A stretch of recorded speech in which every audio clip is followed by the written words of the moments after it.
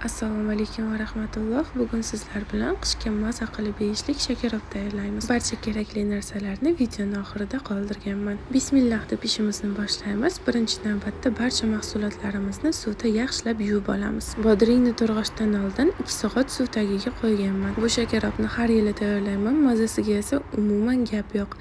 Bodringlarni parak-parak qilib to'rg'ab olamiz. Shu orada bir fakt aytib o'tib ketaman. Bodringni vatani Hindiston. Tozalangan chesnoklarni katta-katta qilib to'rg'ab olamiz.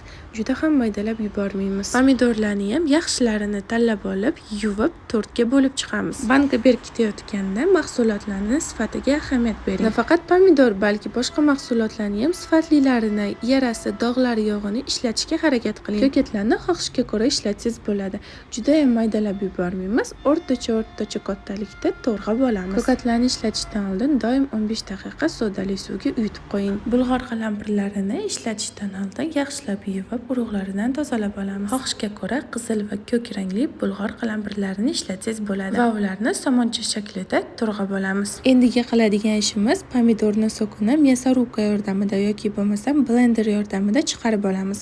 Chopper bo'lsa ham bo'ladi. Chiqarilgan pomidor soki ustiga bolgarskiylarni yaxshilab gazga qo'yishdan oldin botirib olamiz va aralashtiramiz. O'rta olovda pomidor sokini yaxshilab qaynatib olamiz va 15 daqiqa o'tganidan keyin qolgan mahsulotlarni solishni boshlaymiz. Olovga ahamiyatli bo'ling, qozoningiz hamma joyi bir xil qaynashi kerak. Qaynab chiqqanida 15 daqiqa o'tgandan keyin bodringlarni solishni boshlaymiz va qolgan hamma mahsulotlarni 15 daqiqa oralig'ida solib boramiz. Suyulmagan murch, ketidan esa 15 daqiqa o'tkazib, bir cho'michda to'la salat yog'i qo'shib yuboramiz. Tabga ko'ra chesnok ham 15 daqiqadan keyin solinadi. Shakarop qaynab chiqqanidan so'ng 2 osh qoshiq tuz, 1 osh qoshiq shakar va ko'katlarni qo'shib yaxshilab aralashtirib yuboramiz. Banka va qopqoqlarni oldindan sterillab olamiz. Shakarop bir qaynab chiqqanidan keyin unga 10% uksus qo'shamiz.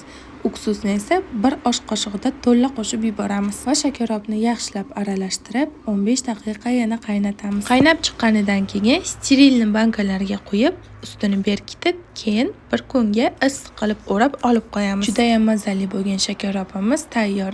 Buni albatta siz ham tayyorlab ko'ring.